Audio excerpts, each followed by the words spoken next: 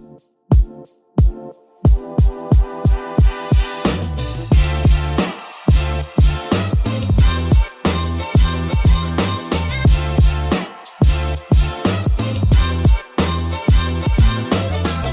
name is Fern Potter. Welcome to Curation Conversations. We're here at Adweek New York with the Unplugged Collective, and I've got the wonderful Laurel Rossi, Chief Growth Officer at Infillion, with me today.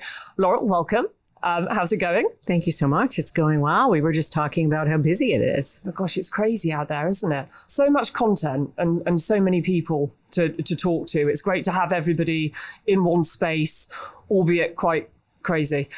I think the vertical nature of the space makes it super interesting because you're seeing people multiple times a day coming and going. It's kind of fun. Just cross it. And you're here all week? I am here all week. We have a lovely, lovely space. So we get to actually take some quiet time and talk to customers and clients and partners. So it's nice to have that respite as well. Oh, I love that. So talk to us a little bit about your clients, your role at Infillion. What's the kind of day in the life of a chief growth officer? Is I guess no day is the same, to be honest. You know, I've just had my 4-year anniversary, and what's wonderful about it, I could actually say that every single year has been different. We have been the product of many acquisitions over the course of time, and I would say we are probably masters at composing AdTech in a new way, because every time we buy a best of breed organization or we build a new component, we manage to integrate it into what is now the Infillion platform. So my job has changed so much over the years because we started out as having a lot of point solutions and marketing those. And now we are truly servicing holdcos, independent agencies, and brands simultaneously across a platform that has been completely integrated.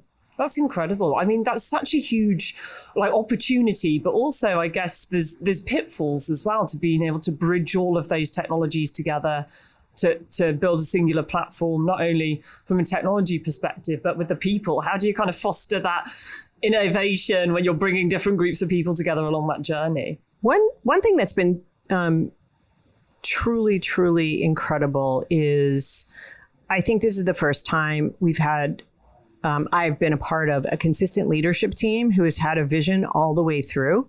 And so I think from the founder, Rob Emmerich, all the way through to all the people who've been on the leadership team over the course of the 4 years, I think that's helped a lot, being in sync.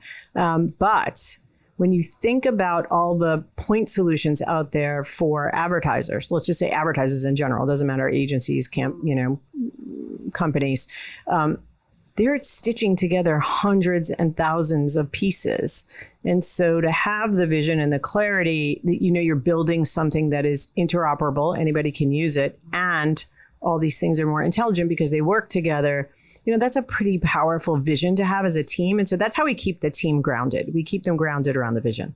Yeah, that makes sense. I love that. And I think you make such a good point for clients where there is such a huge amount of advertising technology generally, but also in the kind of DSP and platform space. How do you differentiate and make sure that your kind of the Infillion value is really brought to the forefront of the client need? Yeah, just one quick thing, even on the previous comment that sort of leads to this point of view. I was listening to the Uber Delta commerce conversation this morning. It was fascinating. And the thing that distinguished that conversation was they are totally focused on the customer experience. So if you fast forward to AdTech, in some ways, nobody really talks about the customer experience in AdTech because it is so fragmented. It's so inflexible. It's pretty rigid. You're part of a walled garden. You're not part of a walled garden. And so I think the way that we've been able to do it is to really think about the technology itself in a very different way. Everything about what we do is composable. And so that's a tech term. Stripe is composable architecture, right? We have composable architecture, but nobody's really done that in AdTech. And I think that has been a gift because it's also thinking about the customer first. Yeah, I love that. I think AdTech can learn a lot from that, right? Is to make sure that we can get the customer at the forefront of the needs. Is there a need to kind of educate and bring customers along on that journey for them to understand how that fits in their technology stack? Well, sometimes I think that when you're thinking about composability, it could sound like a lot of work. It almost sounds like I'm already doing that with a lot of point solutions, or I'm already doing that with a lot of partners. And actually, the way that it works in our case is, when you have data and you have creative and you have supply, and you have all the pieces that you can put together for all campaign development in one place, it makes it easier. But you're not restricted. You don't only have to work with us. And so composability works in a lot of different ways. We can plug into what you're doing. You can make it easy and buy our product sort of already composed, or you can do it yourself. So I think the flexibility sounds like work, but I think the education around how easy this can be. And I think our customer success teams, our customer service is phenomenal. Yeah. Incredible. I feel like we're talking a lot about us, and I will say 99% of the time, it's really about thinking about what the client needs. Yeah, that makes sense. Talking of which, so you mentioned fragmentation. You mentioned there's a lot of component parts of which you can stitch together. Now, when we look at curation and multilocal in that way, we look about being unbiased, being interoperable, and also bridging together the audiences that are out there in the open web. Like, how is Infillion approaching or using curation as part of their strategy, or how are they talking to clients about it? Well, we're getting a lot of help, aren't we, Multilocal? And we are getting a lot of help from automation, right? I mean, AI has changed the game. And even though, large learning models have always been a part of all of our practices, I think AI has really changed the game for us. And now we feel like, in some ways, my job is almost to market to agents. Right? We want to market to the agents and make sure that they're understanding how we compose these things in smart ways. And I think a lot of the work, interoperable intelligence, will allow us to get to the work a lot quicker. And I think that's what's common about what Multilocal's doing and what we're doing. I love that. But it feels surreal thinking about having to market to agents like now, perhaps in the future. Is that something that comes up quite often in conversations that you're having with your clients?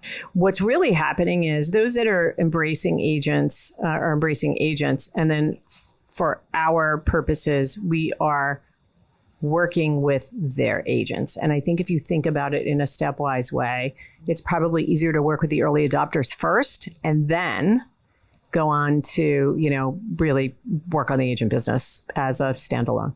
That makes sense. And with that, you see a lot in press around AI for productivity. Do you see kind of the developments with agents and AI being like a core building block for growth as well? Is there a difference? Is it the same, perhaps? I think so. I think also because you have to think about it in the proper chunks, right? There's workflow, there's data, there's the audience work, there's the supply work. And so it's not sort of unilateral, do I have an agent or don't I have an agent, right? It's really bespoke to what I'm trying to accomplish.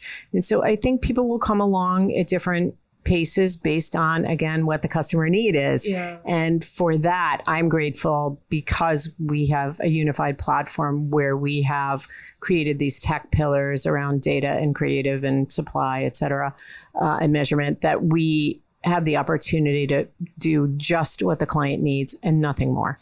Yeah. And that makes Unless they want it, of course. Unless they want us to do more, but that's different. There you go. I love that.